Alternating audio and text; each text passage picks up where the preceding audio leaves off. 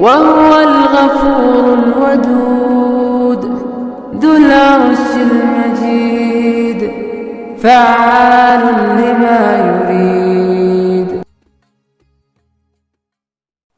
Waji'a yaumaidin bi jahannam.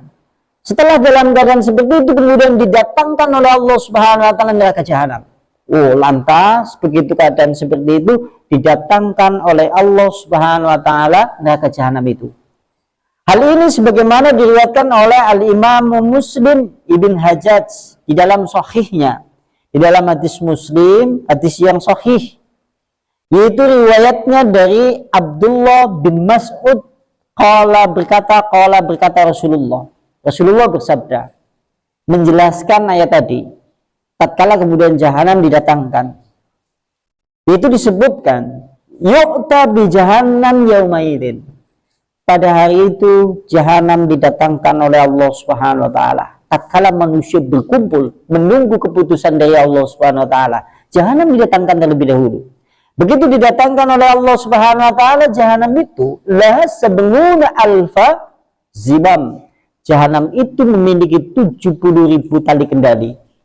Kalau dalam kitab yang lain 70.000 tali kendali. Masing-masing kemudian wa mangakuli zimam, tiap-tiap satu kendali maka kemudian ditarik atau dipegang oleh 70.000 malaikat.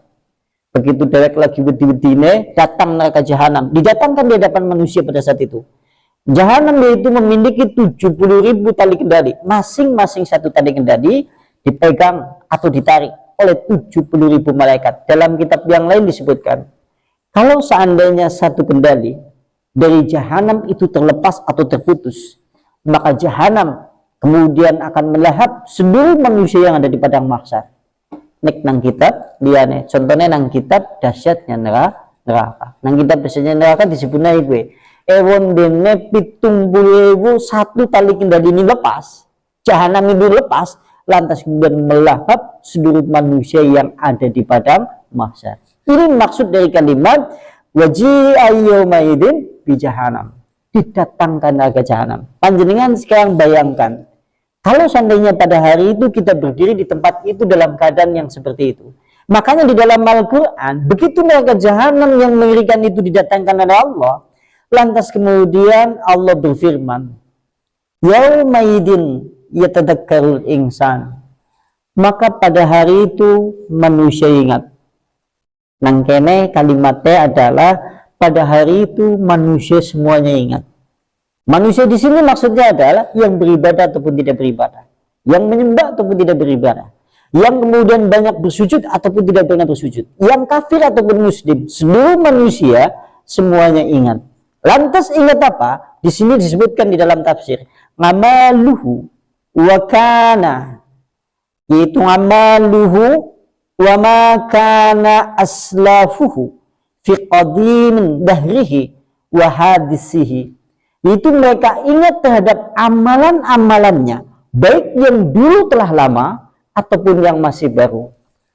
Dosa-dosa yang lama kalau hari ini kemudian kita mengingatnya tidak ingat. Dosa-dosa yang saking lamanya 20 tahun yang lalu kita telah lakukan itu, 30 tahun telah kita lakukan itu, hari ini kita tidak ingat. Tapi begitu kita melihat jahanam langsung ingat. Seluruh manusia kemudian mengingat dosa-dosa yang lama ataupun yang masih baru. Semuanya ingat semuanya. Sehingga pada saat itu manusia kemudian ingat semuanya. Terbayang jelas terhadap dosa-dosa yang mereka telah lakukan dulu di dalam kehidupan dunia. Baik yang lama ataupun yang baru.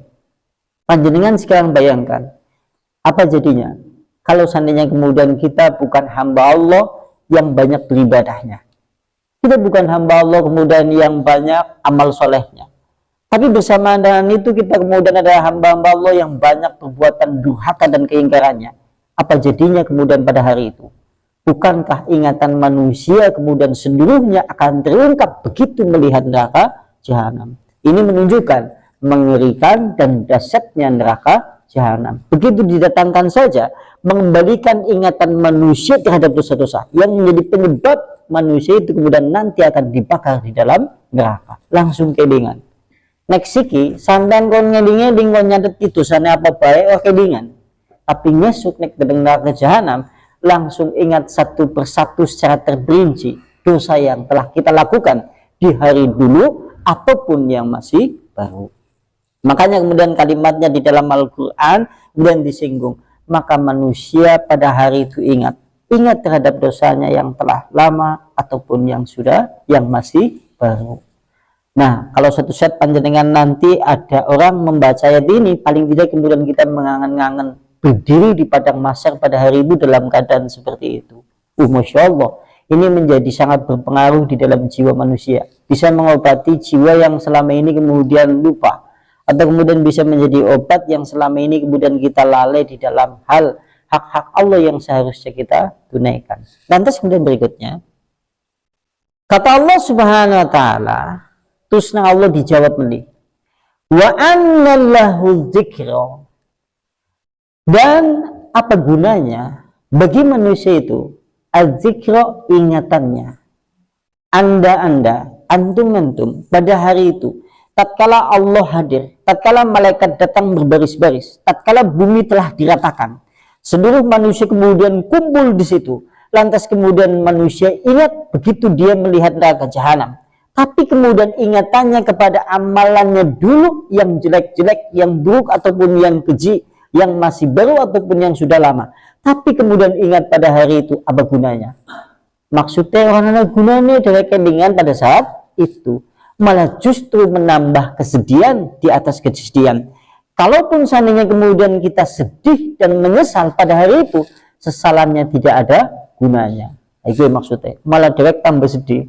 Tujuannya itu adalah bagian dari merupakan pembuka azab, sehingga orang yang berbuat dosa menyesal tanpa pernah bisa memperbaiki penyesalan itu, sampai penyesalan dunia terhadap sesuatu yang kemudian gagal, sesuatu yang panjenengan kemudian pernah alami selama lagi hidup di dunia, maka itu berguna karena memungkinkan kita nanti bisa memperbaiki hal itu. Tapi kalau suatu saat menyesal pada hari itu, menyesal terhadap permasalahan sholat misal, kita tidak akan mampu untuk mengembalikan keadaan sholat itu kemudian menjadi baik, karena pada hari itu sudah tidak ada kemudian amalan kecuali hanya hitungan dan kemudian hari penampakan amalan manusia. Pantas nah Allah kemudian diomong, nah apa gunanya ingat pada hari itu, misalnya gunanya itu maksudnya. Dan berikutnya, wa kaifa tanfa'uhu az-zikra, maksudnya adalah tidak akan bermanfaat ingat pada hari itu. Didorong oleh perasaan yang seperti itu, jadi didorong oleh perasaan yang seperti itu, neraka jahanam telah didatangkan yang cukup besar dan cukup mengerikan. Allah Subhanahu wa Ta'ala siap mengadili manusia, malaikat mengepung kemudian berbaris-baris, manusia kemudian ditampakkan seluruh amalan-amalannya.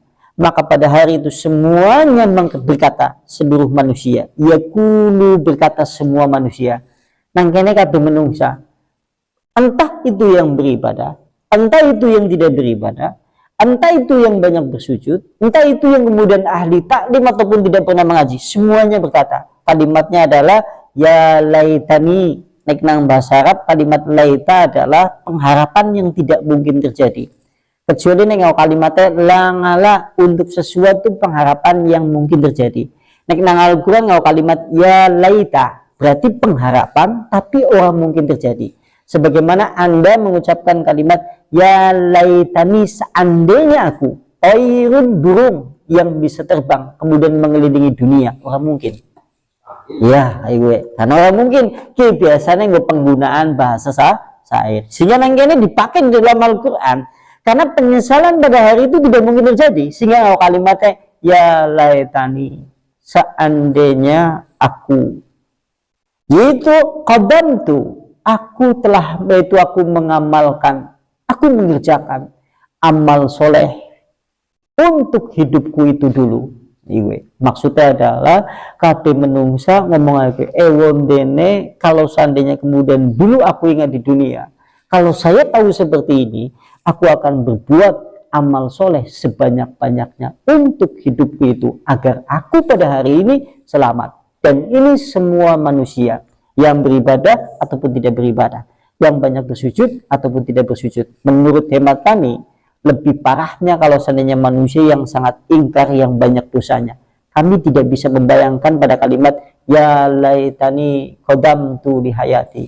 Apa jadinya kemudian orang yang berkata pada saat itu dan dia tidak memiliki amal soleh yang banyak untuk dibawa pulang menuju kepada Allah. Ini maksudnya seperti itu. Kemudian berikutnya,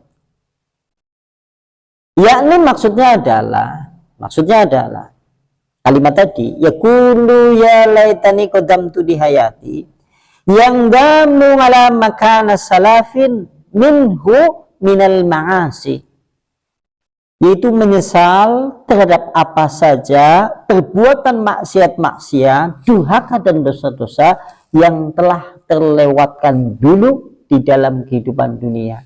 Kalimatnya diwakili oleh kalimat ya laitani qadamtu li hayati, karena dia menyesal dosa-dosa, kemudian hilaf, kesalahan-kesalahan yang besar ataupun yang kecil, yang nampak ataupun tersembunyi, yang dilakukan dengan sengaja pun tidak disengaja, yang baru ataupun kemudian yang sudah lama.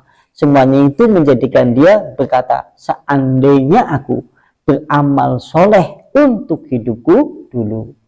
Maksudnya adalah mereka menyesal terhadap perbuatan-perbuatan yang sifatnya maksiat.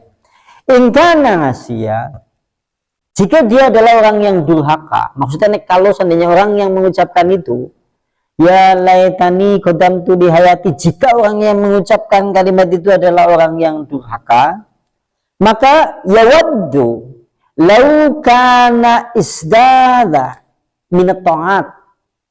Itu jika dia orang yang durhaka, seandainya kemudian Allah Subhanahu wa taala mengembalikan dia ke dunia, dia sangat berharap untuk bisa memperbaiki menjadi amal-amalan soleh atau amalan-amalan ketaatan kepada Allah. Coba panjenengan bayangkan saja betapa menyesalnya orang seperti itu tatkala dia melihat neraka didatangkan, dia mengucapkan kalimat ya laitani qadamtu li hayati. Sampai kalau suatu saat kemudian nanti duduk merenung di rumah, panjenengan baca ayat ini, panjenengan bayangkan apakah kira-kira amalan yang telah kita lakukan selama ini sudah mencukupi tidak? Tatkala kemudian kelak kita akan mengucapkan kalimat ini, ya laitani qadamtu li hayati.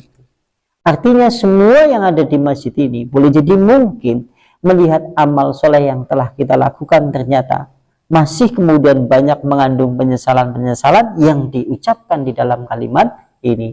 Sampai diabadikan di dalam firman Allah, ya laitani qadamtu li hayati. Dan berikutnya, in kana ta'iran, jika orang itu manusia itu yang berkata adalah ahli taat, nasiki nek wong sing ahli ibadah, ahli sujud, ahli ketaatan kepada Allah, ahli ketundukan kepada Allah, tatkala dia mengucapkan ya laitani qadamtu li hayati, maksudnya adalah sebagaimana diucapkan oleh Al-Imam Ahmad bin Hambal, sebagaimana diucapkan oleh Al-Imam Ahmad bin Hambal.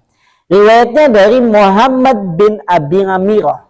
Muhammad bin Abi Amirah. Dia adalah salah seorang sahabat Rasulullah sallallahu alaihi wasallam. Dia salah seorang sahabat Nabi. Dia berkata, "Lau ana ngabdan hara." Kalau seandainya ada hamba Allah, horoki adalah orang yang tunduk sambil tersungkur sujud menangis kepada Allah. Kalimat nang bahasa Arab horo, dia tunduk sujud sambil kemudian menangis. Kalau seandainya ada manusia hamba yang seperti itu, dia tersungkur sambil menangis atas wajahnya, dan dia lakukan hal itu semenjak dari dia dilahirkan dari kandungan ibunya, sampai kemudian dia meninggal dalam keadaan haroman, dia cukup tua renta. Nek ana wong lahir dari tatkala kemudian dia melihat dunia setelah dilahirkan dari rahim ibunya, dia menjadi orang yang taat, ahli ibadah, banyak menangisnya kepada Allah, dan itu semuanya dilakukan sampai dia menjelang usia haroman atau usia senja, usia tua, usia kemudian sangat sepuh. Maka orang yang seperti itu, begitu kemudian dia melihat neraka jahanam, maka akan menganggap remeh amalan yang ia lakukan. Nek wong sing amal soleh akeh, begitu melihat neraka jahanam, kemudian begitu pada hari itu dia akan menganggap remeh segala amalannya. Dan kita tidak bisa membayangkan kalau seandainya pada hari itu kemudian kita melihat amalan yang telah kita lakukan sampai hari ini. Mungkin dia kayak nyesal banget. Astagfirullah, yang sholat al-ikhlas terus tahun-tahunan, ya Allah, aja mungkin ya. Inna a'tayna kal kautsar, astagfirullah, maning kata khusyuk, ya nih seperti itu. Nah, iya. Dia kayak gitu karena permasalahannya adalah pada hari itu menganggap remeh semua amalannya. Hari ini yang belum mengatamkan Al-Quran kelak suatu saat akan menyesal. Astagfirullah, aku ternyata di dalam hidup hanya mengatamkan Al-Quran 3 kali. Kalau seandainya kemudian aku kembali lagi, aku akan mengatamkan 100 kali atau bahkan 200 kali. Atau kadang-kadang kemudian dia berkata ia mengatamkan ingin seumur hidupnya.